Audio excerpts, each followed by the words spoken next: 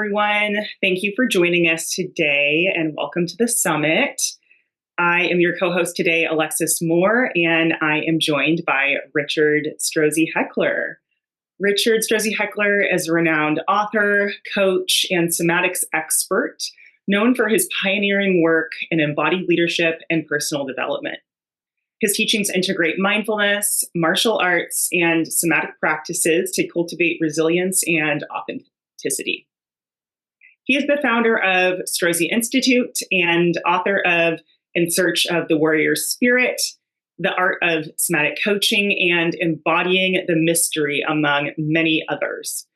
Richard has a PhD in psychology and is a 7th degree black belt Shihan in the martial art of Aikido. His holistic approach continues to empower individuals and organizations worldwide. Welcome, Richard. So good to be here with you today. Thank you for joining us. Good to be with you too, Alexis. Look forward to the conversation.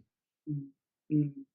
So just to start us off today, would you share with us a little bit about your rich background, the work you do, and what led you to pursue this path? Well, let me go way back and start with that a major influence in my life was my maternal grandmother.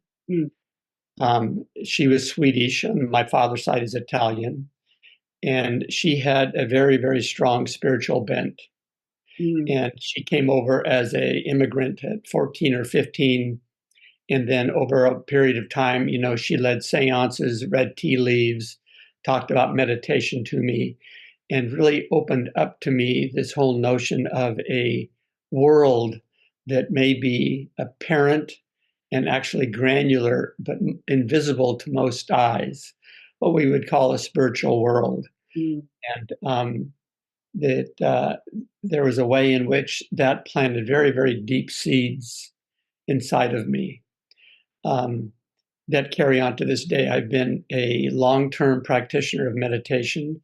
I have a meditation teacher, and that's been going on for over a half a century. Wow, half a century. And it's one of the things that I bring into my work with organizations, with individuals, with our courses at Strozzi Institute, with Fortune 500 companies, the military, government, and so forth. The other piece I would share is that early on, I began training in the martial arts.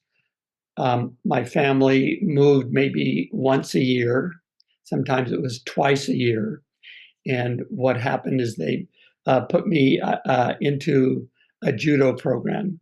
That was because when I would be always a new student in class, there would always be catcalls and kind of bad-mouthing me or kind of goading me in some kind of a way. And that was okay. I learned to live with that. But if it came to pushes or shoves, I would push back. So I got in these little scraps. She got a call from a vice principal, said, we have him in the office. You got to come get him. He was in a fight again. And my father was out at sea. He was in the Navy. And it was asked, my mother said, what do we do with him in these fights, these scraps? He said, put him in judo. Freaked her out. He's going to learn how to fight better. He said he'll learn discipline. So around 12 years old, between my 11th and 12th year, I began the study of judo, led me to jujitsu, karate, and then capoeira, kali, a lot of these. And I became really engaged with, and I would say married to, the martial art called Aikido. You know Aikido. Mm-hmm. Yes. Mm-hmm. And so that, including that I went to university on an athletic scholarship. So that's all to say there was the seeds of spiritual life and the importance of spiritual life, of an inner life, of a sense of self-cultivation that happened through my grandmother. And then there was this practice of being in my body and doing these things in a bodily way. So I still meditate. I still do martial arts, Aikido. My teacher's still alive, which I'm fortunate about. And both of those things have been a strong influence in me. And then I began to realize that moving from an individual somatic practice with my PhD in psychology, a body-oriented psychotherapy practice, that the notion of people having long-term practices was very foreign to them, but very intriguing. Mm. And that's when I developed the Strozzi Institute, and we would bring somatic practices into leadership. Mm. Wow. There's so many different things that I want to ask you. And I guess, I just feel what's rising to the surface is I just feel compelled to share off of what you said. I was a gymnast myself growing up. And when I went to college, then I played rugby for a year, and that was great. It's like that team environment was so familiar and integral to me. So after my first year of college, though, I needed to start working. And so that replaced the time that I had to participate in sports. And I continued to kind of do some to exercise, but I would say after I graduated, then that, like you were saying, that long-term practice, I didn't have that anymore. And it was in my post-college lifetime that I started to become a lot more aware of like anxiety that I was dealing with, and these kind of challenges of like uncertainty and like newly being in the world. And the reason Richard had mentioned I know Aikido is because I actually now do Aikido for about a year and a half. And, when I started again, Richard, it was almost just like this light bulb. It was like, of course, this is something I need in my life. This place that I can come to. And this is not attached to any like agenda really of not related to work or like achievement. It was just a place to come and learn and to develop in something and to be a part of something that was bigger than myself. And it's been so transformative. So I just felt called to share that because of what you're saying about this long-term practice. So how do you see this being transformative to the people that you work with as you offer the practices that you do? And maybe you could tell us a little bit about what those practices are too, through the Strozzi Institute, and how do you see them being transformative for people? Yeah, I'd be glad to. And I want to extend to you, Alexis, an invitation to come to Two Rock Aikido Dojo up here in Petaluma anytime you're in Northern California. Done. All right. Done, because I was reading Holding Your Center, Richard, before this. So I'm there. Holding Your Center is another one of Richard's books. Absolutely check it out. It's a very deep, deep book. But anyway, handing it to you, Richard. Actually called Holding the Center. Thank you. It became very clear to me of being in the bodily arts that I improved because I practiced, that actually anybody that was in it, what they were doing, they improved because they practiced.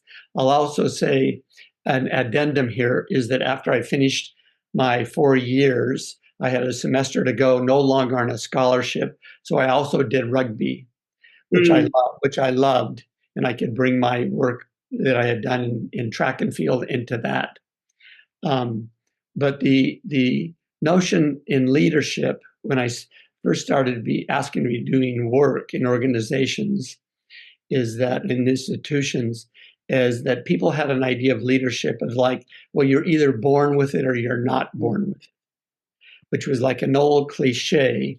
From my point of view, it really is something that you can learn, in that actually there is I don't want this to sound too cliche, but within us is part of our nature, there's a leader. And that could be all the way a parent leading their children, the PTA, or you're leading a large company, or you're leading a nation. And so my claim is you can learn leadership. And one of the primary things about learning leadership now is you read a book about it, you get lectured about it, you might see a YouTube about it, but there's not a tradition of then how do you actually practice this? So in my work, in my studies, academic studies around somatics, being an athlete myself, I began to put together these things that we would call right now a leadership presence. You know, there's a man named Albert Mehrabian. He's at UCLA, distinguished professor. He wrote a book called Silent Messages many decades ago. And his question was, what makes somebody credible? If they're speaking or talking, why would you want to stay with them or take a step towards them? And in this longitudinal study, it came out people listen 7% content and 93% let's call it your presence, how you are in your body, the tone of your voice, how you're speaking, how do you listen to others, 93%. And that, taking a line from Aristotle, which he said, we are what we practice. So that leaders can begin to do practices that bring them into a certain kind of leadership presence. You're present, you're aware, you're centered, you can face into conflict, you're a deep listener, you know how to blend, you know how to listen to somebody so that they go, oh, I feel acknowledged by them, I want to keep going. All these things are trainable. So books, lectures, videos give us the distinction, but now it's then important to take on somatic or bodily practices so you can be that. That makes so much sense. Exciting work. It's very exciting. So for the listeners, can you share with us, when you say somatics, can you define that for us and also share some examples of somatic practices? So the word soma and somatics comes from the early Greek. And what it points to is the soma is the living body in its wholeness. What do we mean by that? It goes against the Western idea of like, there's a body, there's a mind, and then there's a spirit. These three different stacks. We say that inside of this shape, this human shape that we have, is that we can build this presence so that one then has these certain kinds of skills that they can then become that and makes them more powerful and effective leaders. I hear you describing, developing a sense of presence, which is so beautiful. And then you've also used this context of leadership. And so I'll say, the association that comes to my mind is like a business context and maybe a work-related context. However, I'm wondering how this applies to someone who maybe doesn't, automatically associate themselves with that term, a leader, or like, oh, maybe in my workplace that's not something that I feel like applies to me. So I am curious, because this is so important, like building this sense of leadership presence. Why is this important for an individual, just in their daily life in any context? Coming in touch with the soma, as I was saying from the early Greek, the living body in its wholeness, which means our biology, which means our speech, our thoughts, our emotions, our moods, all of those things, to coming in touch with that, in other words, moving from the thinking self to the feeling self is good for your health. So now neurologists have shown, science has shown that by moving what we might call being centered allows one to be more resilient, more grounded, more present, more with the ability to be self-healing, self-educating, and self-generating. That's so beautiful. Can I show you a simple practice? That would be wonderful. Yes, please. Okay. One could do this in any kind of position. You can do it sitting, you can do it standing. When I lead people in this, I encourage them to do it standing because it gets us into our legs more. And now we know that sitting is equivalent to smoking too many cigarettes. We need to start to get into our body and moving. So I'm going to stand and lead you all in this brief exercise. When we say centering, what do we mean? We mean you can become present. You become present to others and to the environment. You open to possibilities. You just don't go, I'm going to wait till they quit talking, then I'm going to talk. You're open to, oh, I feel like I'm in this groove. What possibilities can I open up to? Number 3, it puts you connected to what you care about, what matters to you. We can also call that it connects you to your purpose in life. So we do this by moving through the 4 dimensions of the body. These 4 dimensions are in all living things, from a giraffe to a rose, to a single cell, to a rhinoceros, to the human body. What are those? Their length, their width, their depth, and there's an organizing principle.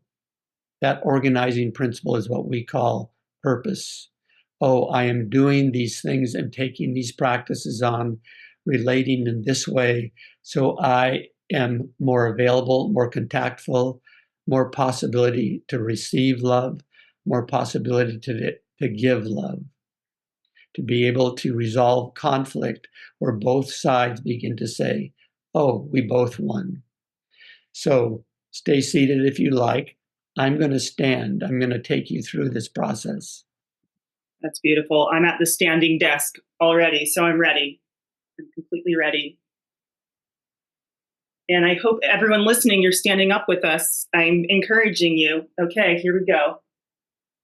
So as you're standing or as you're sitting, however you're doing this, first of all, just feel what it's like to stand here. What do I mean that? I mean that you're moving from your thinking self to your feeling self. So feeling means you're coming into contact with sensation. The sensation of your feet on the floor, the sensation of your breath moving either your abdomen or your chest, the sensation of maybe there's a pain or a contraction that you feel. Take that moment, and then let's come to our length. So your head, shoulders, hips, knees, and feet are all aligned. Now, you out there may go, duh, that's how it is, right? But if you begin to look at people, I'm showing a profile now, you begin to see this. Heads are forward, shoulders are back, the pelvis is tipped. Every time you do that, you're affording a field that gravity can pull on. If my head is forward, everybody do that because we're always looking at our machines in our hands. Our head is forward. What you'll notice is right in your back, there's a new sensation. That's keeping you from falling forward. So if I move my head back over my shoulders, that sensation starts to disappear. For every inch that we're off of our vertical line, That's 10 pounds of more pressure to you, 10 pounds of more pressure. So that you might come back from work and go, your partner says, hey, honey, how was work? And you go, God, I'm exhausted. Oh, what did you do? Well, I talked a lot. I had a lot of conversations. That's all I did. I'm not hauling bricks, none of that. But I'm working against myself and gravity. So head, shoulders, hips. We're both straightening there, straightening up, and relaxing down. What does relaxing down mean? Relaxing means let your eyes relax. Maybe no one's ever said that to you before. Come behind your eyes and soften them. Eyes are connected to the optic nerve connected to the central nervous system. If my eyes are stiff, if I have that 1,000-yard stare, that tension, however nuanced, will go through my nervous system. Relax your jaw. The system is designed, the teeth don't have to touch. Your tongue can relax. Lift your shoulders on an in-breath. On your out-breath, let them drop. The system is designed that your muscular system can rest on your skeletal system. Coming down to the lower abdomen. Feel that your breath is designed as a vacuum effect, a diaphragm effect, which means when I breathe in, my abdomen goes slightly out. When I exhale, it goes slightly in. This is a big hurdle because you never see anybody on the cover of magazines with their belly relaxed. It's all pulled in. I'm not saying stick it out. I'm just saying relax it so that when you breathe, your belly and your chest will move with that breath. Coming down into the pelvis. Squeeze your butt cheeks together. Now release them. The big, large muscles in the legs, the upper legs, these are the longest, strongest muscles in the body. Let them rest on that thigh bone, on that femur. Either feel, sense, or imagine that. Soften your knees. In fact, let's do this. Push your knees back, lock your knees. Notice what happens in your low back. Now soften your knees.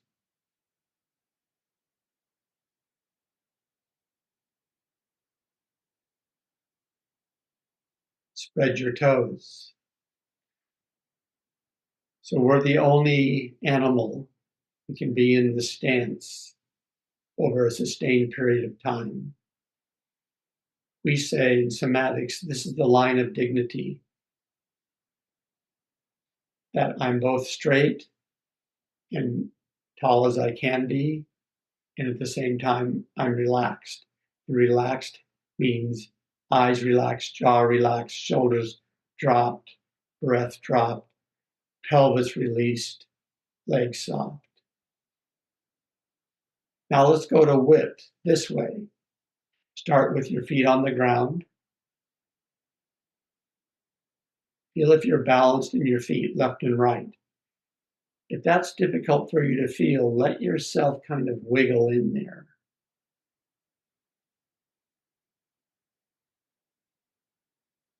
And you feel you're balanced in your legs, at your knees, and at your hips.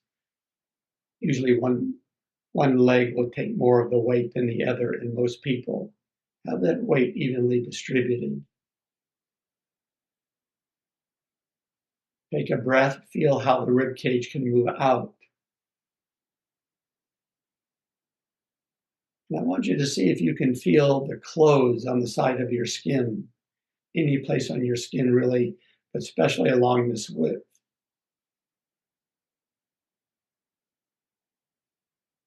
And either feel, sense, or imagine that whatever's in your room, like I can see with you, Alexa, there's a plant in your room. I have 2 plants in my room. They're living things. can I feel that living thing, that plant? Maybe your cat's in the room or your dog's in the room. Even the wood in my chair came from a tree. Can I feel that along this horizontal plane? Feel, sense, or imagine. I can look out my window, for example, and see trees out here, or the land. So length is connected between heaven and earth.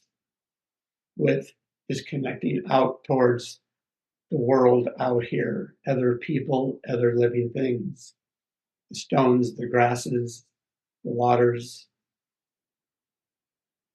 those that crawl.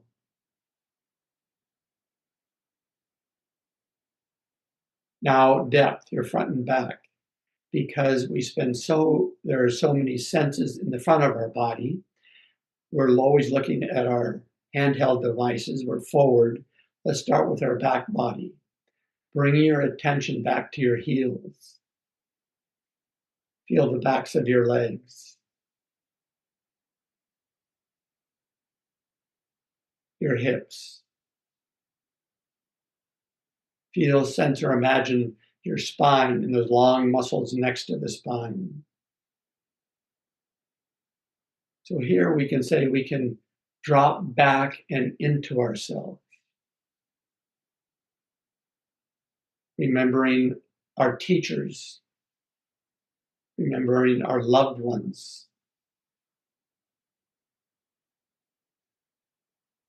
remembering our wounds are all in our back body, remembering our healing.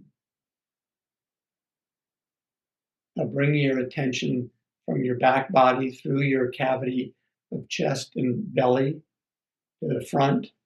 Put your left thumb on your belly button and then let your palm rest on your lower abdomen. Bring your attention to the sensation of your hand in your lower abdomen.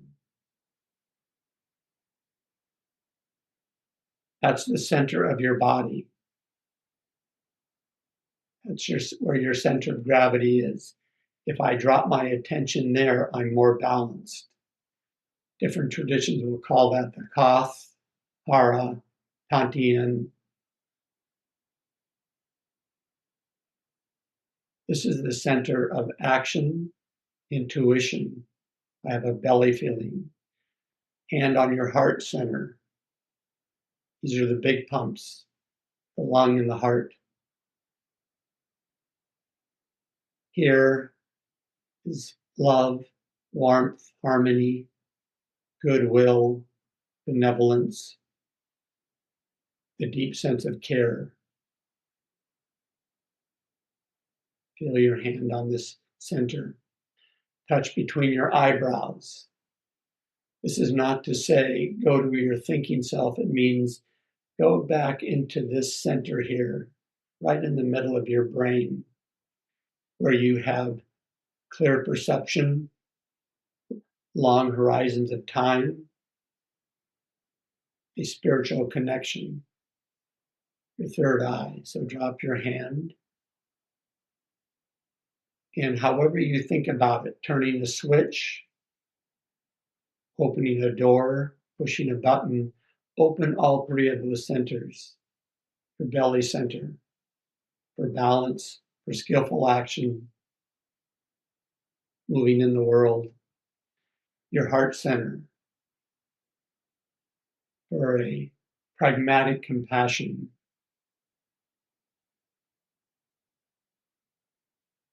And then to your eye center, for a grounded spirituality, a grounded wisdom. These are all things that are in our soma. If you take 2-3 minutes every day and do a centering practice, that'll become part of your embodiment.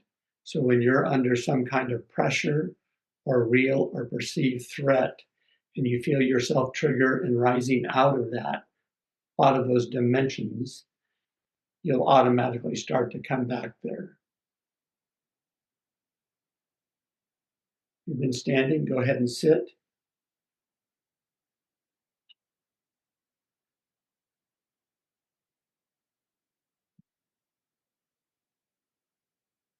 So of all the practices that we do,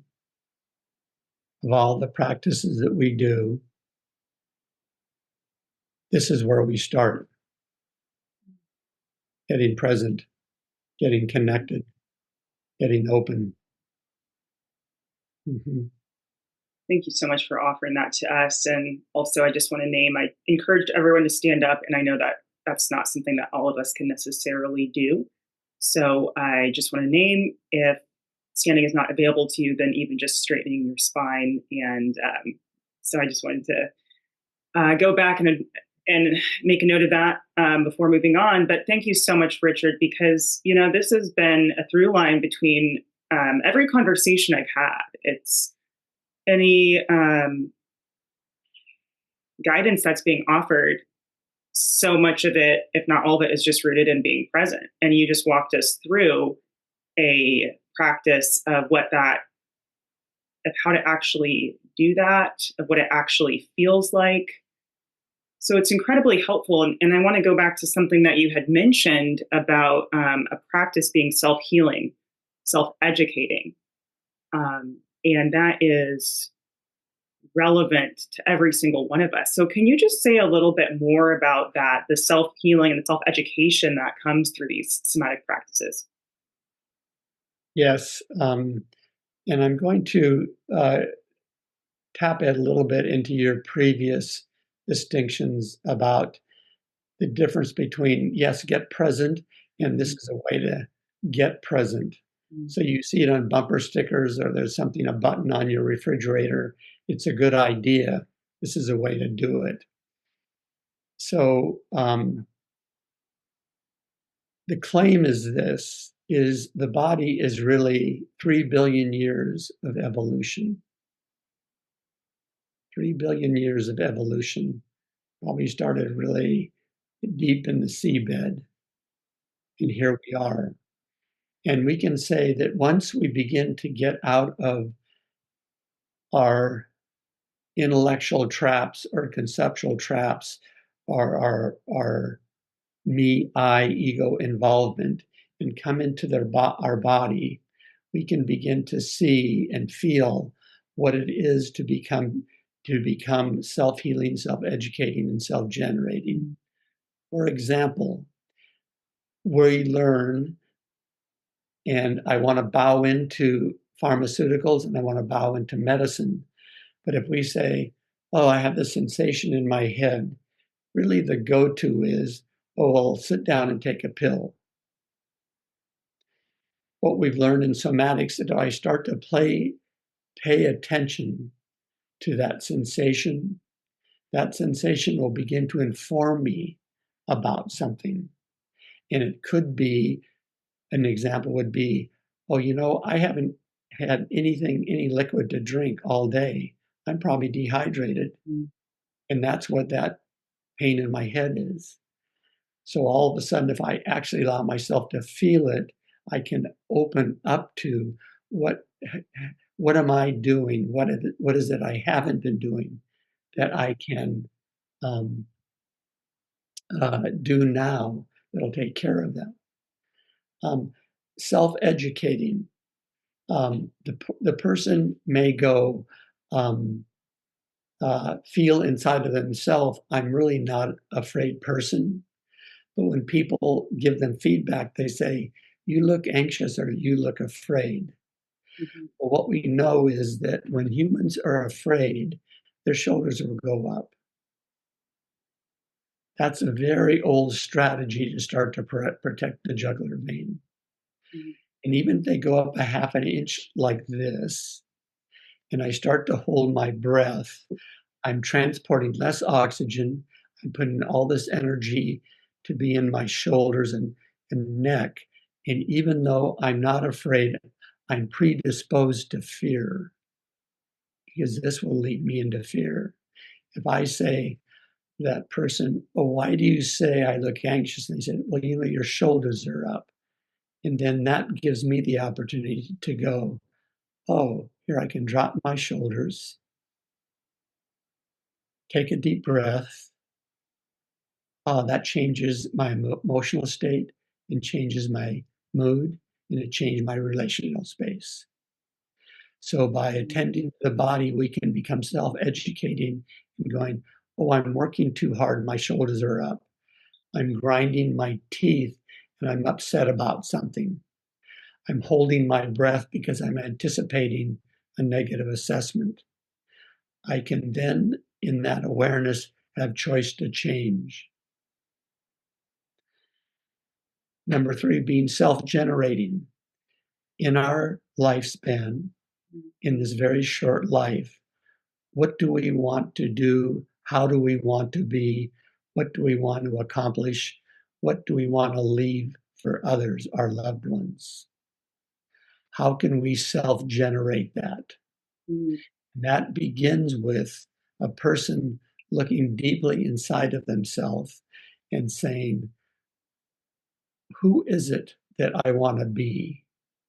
So people can say about me, oh, I can trust him. People will say about her, oh, she's a good listener. Um, and I want to be a good listener like that, and so forth.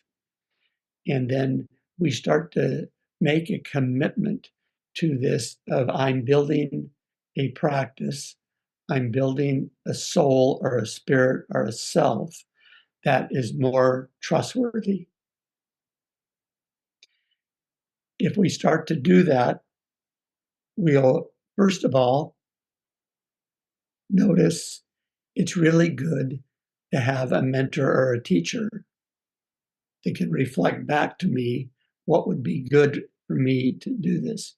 A coach, a therapist, a mentor, a guide, somebody who is just down the path for me that can reflect to me that to live your purpose, I want to suggest this is where you look. And that's where you look inside yourself about that. You know, this is also reminding me of just what you had said earlier. How do we normally learn um, maybe our next steps or look for our next steps through listening to conversations, through lectures? And when you were describing the self education of feeling, oh, my shoulders are up. Okay, what's that telling me? And I'm dropping them. Oh, I'm holding my breath. What's that telling me? And then getting information in that way. It's like, wow, that was a complete different orientation. And it was just so simple that it's kind of one of those things that's like, oh my gosh, well, that seems almost so right in my face that I just totally missed it. But there's just something about being able to learn for yourself through the way that you just described. And so, okay, so when you're working with people, and like, let's say that when you're working with the embodied leadership work that you do, then what do you see is what changes do you see in people as they maybe stop just trying to use their head to figure out all their, get all their solutions, and they start listening to their body and connecting with their body more to get information? What changes do you see?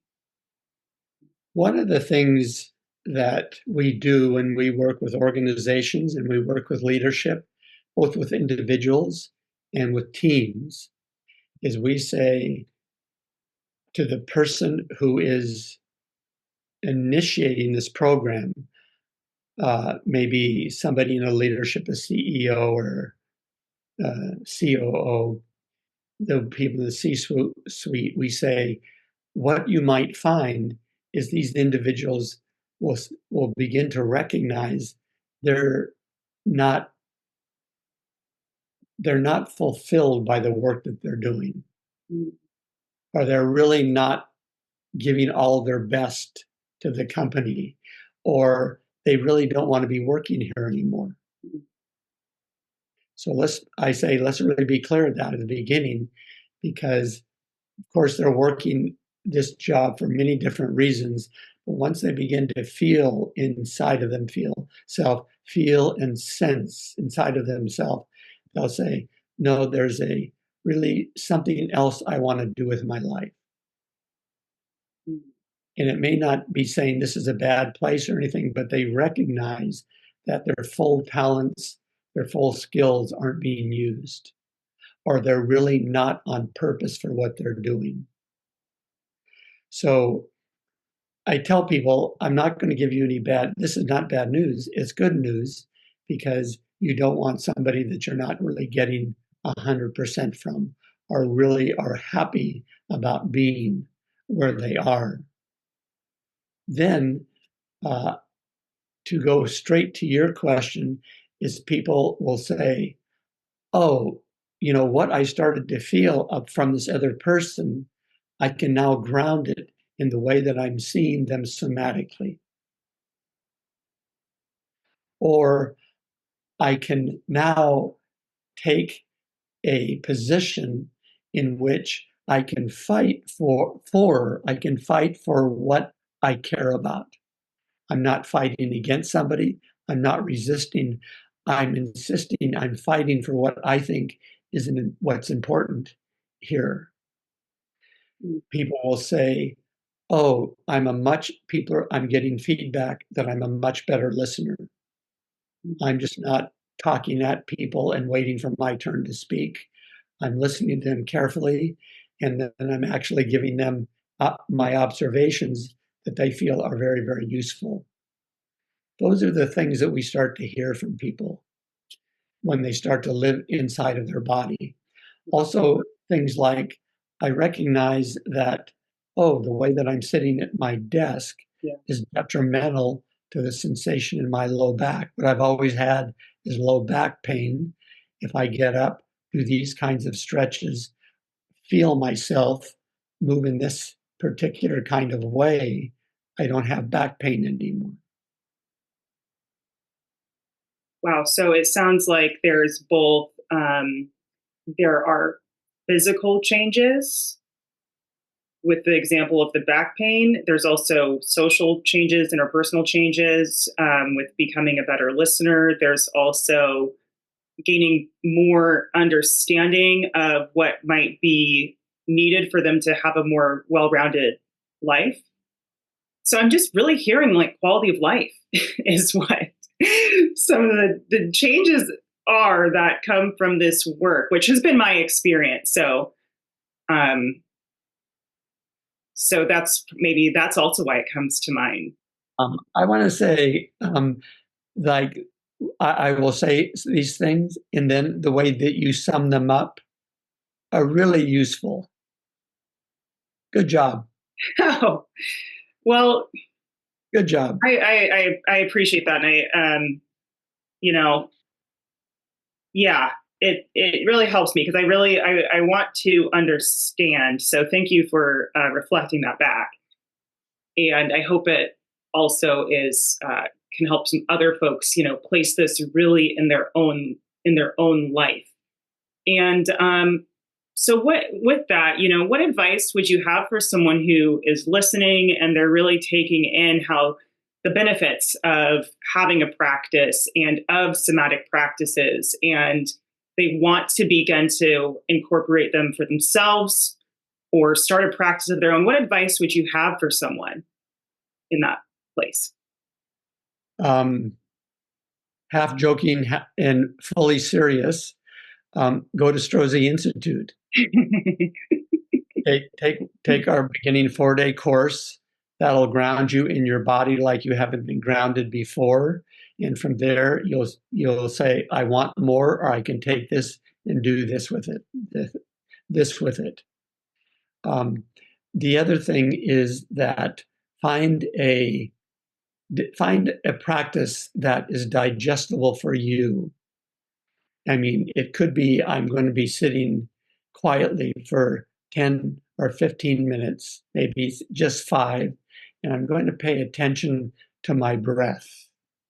So I'm going to not plan about my work day, what's happening in my family, my weight, and so forth, but I'm just going to be with myself and do that practice really diligently and bring love to it. Mm.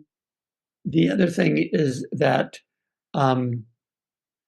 open up to the possibility of a person that could be a guide, a mentor, a coach, a therapist, somebody that's that much further down the road than you are in living in the life of your body.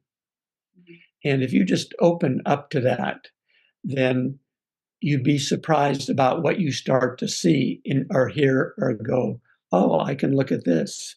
Or I've never looked at this brochure before. I'm going to look at it now. Or Richard and Alexis have talked about Aikido. Let me go watch an Aikido class, see if it's for me. Yeah. Invaluable to have a person. It's important for us to remember that our nervous system is self-referring. We live in our own stories. It's a challenge and difficult to see outside of ourselves. That's why people become so dogmatic and reified and stiff.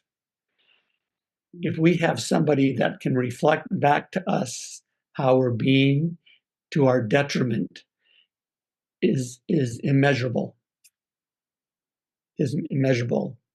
They can say, every time you do this, you hold your breath.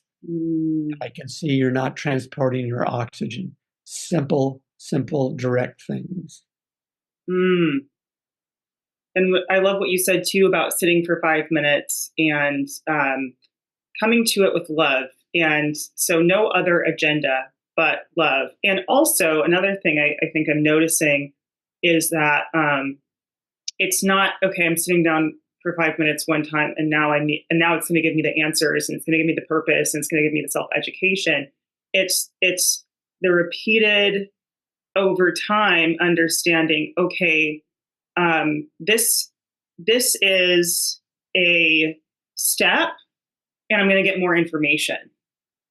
And then once I get more information, I can contemplate and then I can go from there. And so it's not that it has to be, okay, I need to figure out the end all be all right now. And I need to start going to yoga every single day. And I know that, for myself, I'm like, okay, I'm going to meditate every day for 45 minutes and then try doing it one time. And then it was too much. And then it's like, oh, okay, I guess I can't do it all. So that is, that's not what Richard said. He said 5 minutes at the suggestion, right? And so I love the small steps. And then I think what's so helpful that you're doing is that you're offering us language to experiences that we might have, like the shoulders down, and we kind of like, okay, I understand. I know I've had an experience from doing that of feeling more relaxed, but you're giving us so much language and encouragement of like, oh yes, and keep going with that and keep noticing it and keep recognizing it. That's good. Which I think is just very, very helpful. So thank you so much, Richard. Good to have a conversation with you, Alexis, and also you pointing out that it's not rocket science, but we're not educated in it. And it's very straightforward and it's very simple. And I'll just reiterate, take the right size bites. Mm-hmm. I know people, as you said, oh, I'll do 45 minutes, that's too hard, and they let it go. Mm-hmm. But you start with 5 minutes, those are beautiful 5 minutes to feel the love that's already a part of who you are. And then you might say, let me just try 10. Yeah, you'll find out for yourself. Beautiful. Thank you so much. Is there anything else that you'd like to bring into our conversation or leave our audience with before we wrap up here? I will say that what we say at Strozzi Institute, which is take it easy, but Mm, take it. Take it easy, but take it. And your your body is a great repository of your history. It can inform you if you're on track or not, and about what your arc of destiny has in store for you. mm, so beautiful. As I hope everyone can hear, Richard is so beautiful with language. So go check out his books. I know the one that I read was really deep, really nourishing, very reaffirming of everything that we talked about, and much more. And so, Richard, can you share with us how we can learn more about you and your work? StrozziInstitute.org, Mhm. and Google will take you to the place where you can see what we have to offer and what our history is. Alexis has mentioned a few of my books, and the latest one I wrote has no lessons in it.